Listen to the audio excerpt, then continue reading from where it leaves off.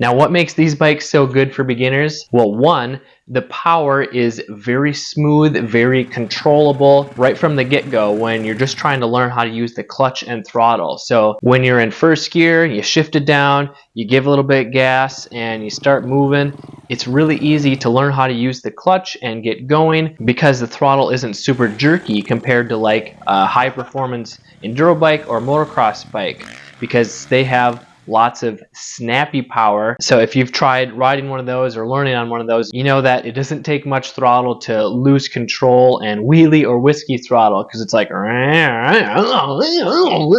really jerky, especially in first gear. And the trail bike has really low gearing, so first gear you only need to be going like 4 miles an hour before you can let the clutch all the way out and put your feet up on the pegs, where it takes a lot more control on a race bike to just get going in first gear. Two, the suspension is nice, soft, plush, low maintenance and reliable, which is super important for starting on because you're going to be riding at lower speeds off-road, and when you're riding at lower speeds, that soft fork and shock is going to compress and absorb those small bumps and impacts really well, so you're not going to feel it as much. Whereas a race bike, the stiffer suspension, it's not going to compress as much. It's going to feel a lot more bumpy and exhausting to your hands and arms at low speeds. And three, these air-cooled trail bikes, aside from the KLX 300, they're all really reliable. They require the least amount of maintenance, although you still need to change the oil and air filter, but you can ride a lot more than having to work on it or rebuild the engine, because